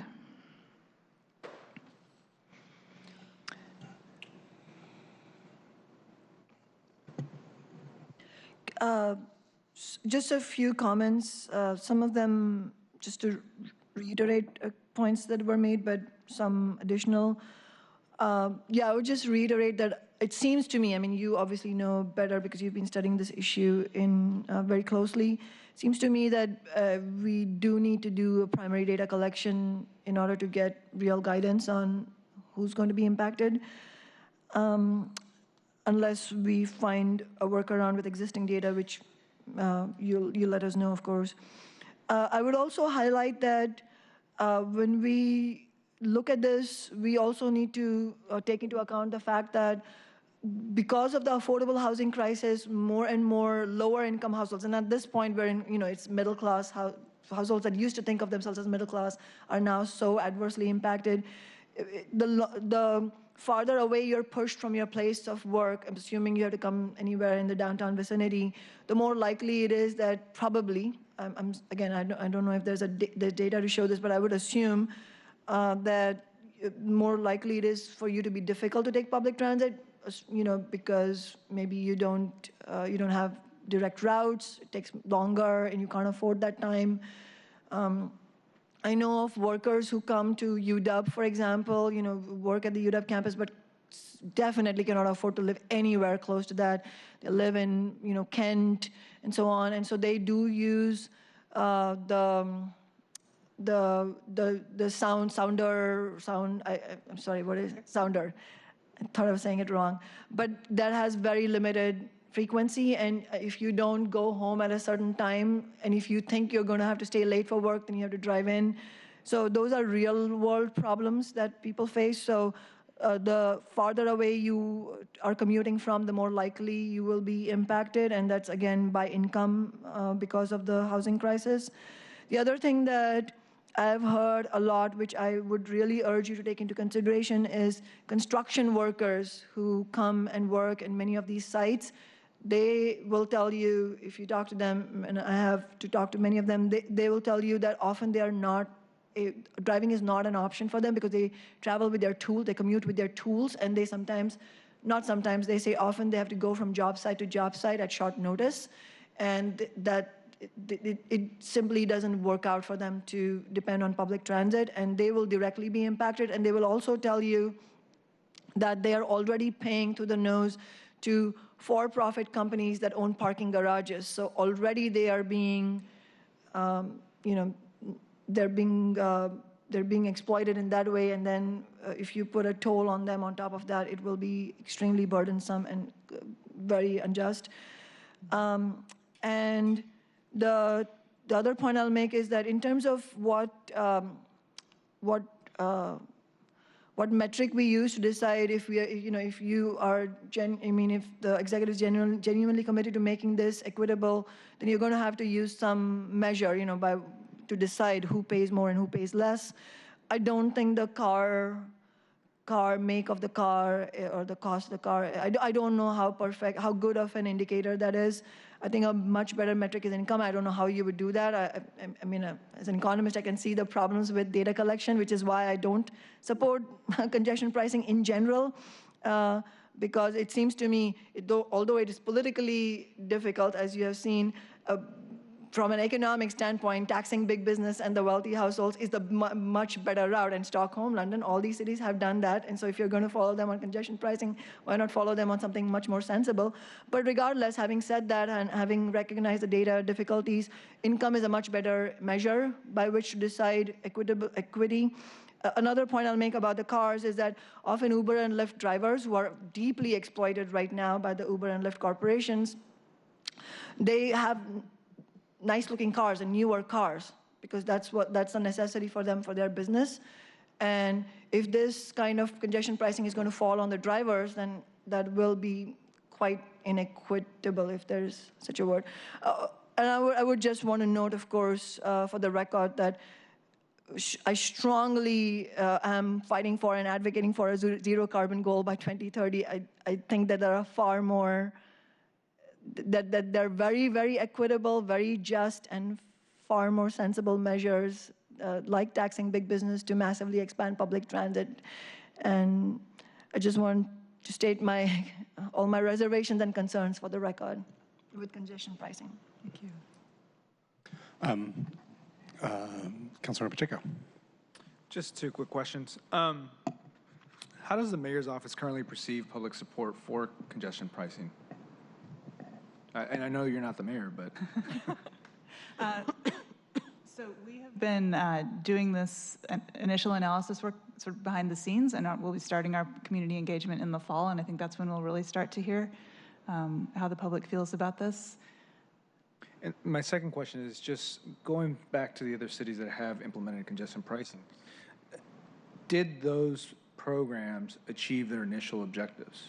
Because as I understand it, when I look at the specific policy, to Councilmember O'Brien's point, for me, it's to relieve congestion, two, to reduce single occupancy trips, both to reduce CO2 emissions, and then lastly, to raise additional revenue for transportation investments, hopefully, with the objective that we're doing it in an equitable way, or minimize impacts to communities of color. So I'm just curious how those other cities that did implement it or implement these programs, how did they initially achieve those goals? I mean, outside of the CO2 reductions that we saw, were there other things that? Yeah, go ahead. I would say that it's, I don't want to speak directly for any of them and say absolutely yes. I think in conversations with them, what they would tell you is they did see movement in the right direction on their goals with the implementation of the program. They were generating revenues that they were reinvesting. They saw congestion go down. They saw emissions go down. So yes, but I think what's really important about all of those programs is that they've continued to adjust and make refinements. None of these cities are still operating the exact same congestion pricing program that they put in place a decade ago.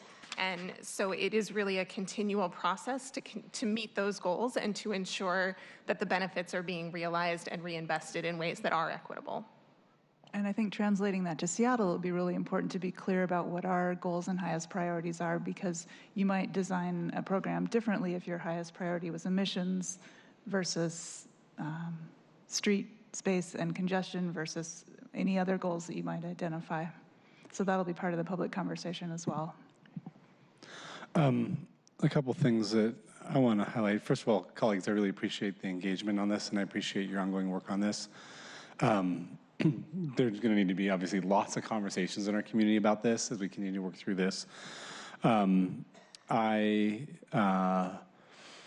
think that, as you mentioned, I think, Jennifer, you mentioned at the beginning that this isn't a terribly efficient way to collect revenue. I mean, if we were just looking to collect revenue, we would probably do it a different way. And I think to Councilmember Swan's point, if, I don't want to put words in your mouth, but if the goal is to build a much more robust transit system, and we want to raise revenue for it, congestion pricing would not be the tool we would use. We would use something else. And we probably need to do that. And continue to build on it. That needs to be the goal, otherwise, yeah, zero carbon is not. But we are also seeing that for reducing congestion, and frankly, from my perspective at least, the various models I've seen, getting to our climate goals, it's hard to imagine how we can do that without a tool like congestion pricing to change behavior and use of the automobile. And doing that in an equitable way, I think our values are pretty aligned here. But it's really hard until we know who's using it. So I just want to reiterate that. Right. Yeah, exactly. I think congestion pricing by itself versus congestion pricing combined with world-class mass transit, I think they're two totally different things we're talking about. Yeah. And so we put, I can't remember them, 2 years ago when we put some money in the budget or whatever, a year and a half ago, 200,000, 250,000, I can't remember what the number was. Then I know last year there was additional money in the budget, I think $1 million for some work. And did that go, was this report the result of just the budget amount from a year and a half ago, or was it augmented with budget from last year's budget? That was slightly less than the budget amount, than the initial budget amount. So we've carried forward a little bit of the leftover to start the modeling work. Okay. Yeah. And so is that $1 million that was in last year's budget, if I remember that correctly, is that being used, how is that being used in the umbrella of congestion pricing from here on forward? So we'll use a little bit of that to finish the modeling work, and then develop a work plan and budget for the outreach and engagement and for future analysis work going forward. So it sounds like that's not all going to be spent this year. We've been very frugal. Okay. Yeah. And then we also won a Bloomberg Award, We did. which was a little complicated. It was less about dollars and more about support, although it was termed in dollars worth of support. It's technical assistance. Okay. How has that been helpful on the modeling work, or have we figured out how to get the technical assistance as useful for us, or are we still working through that? We're working with them. The award was for congestion pricing as well as for some building energy work. So we're working with them on what the scope of both of those would look like. Okay. Yeah. Great. And then I'm really interested in how we can get as robust a data set as possible for the question that I've asked multiple times today. Yes. And so it would be really helpful, if it's possible, prior to budget this year, getting a sense of what that modeling work is going to tell us. And, you know, if it's an amazing model and we have all the inputs we need for the model and we're going to get great information, that's great. I can imagine a scenario we have a model, but we don't have great data to put into the model. And if we need to be doing more robust survey work or intercept work or coming up with, you know, if it's whether it's piggybacking on PSRC's data, which it sounds like we're doing now, or we need to create our own thing, I would certainly love to at least be considering what the options are for getting a more robust data set as we go into budget this year, as opposed to waiting another year. I will reiterate that ask more formally, but would love to get some feedback maybe by September to see where we are, so that could help inform some of our budget work going into the fall. That seems like a reasonable timeline. Thank you. Great. Colleagues, any other? Councilmember Swan? One point I forgot, I thought it would be useful to mention. Another constituency we've heard a lot of concerns from about any congestion pricing is disabled community members. You know, the ability to use metro access vehicles or any other options is limited, admittedly, at this point, and a lot of disabled community members are forced to drive, so I think that has to be an important consideration as well. Definitely. Thanks for bringing that up. So I guess I wasn't joking. We did spend an hour talking about congestion pricing, so that was outstanding. It's clearly an area of high interest and concern. I'm excited about it and very concerned about it at the same time. So appreciate your ongoing work. Look forward to the next conversation. And colleagues, again, thanks for the engagement on this critical thing that we need to figure out. Thank you.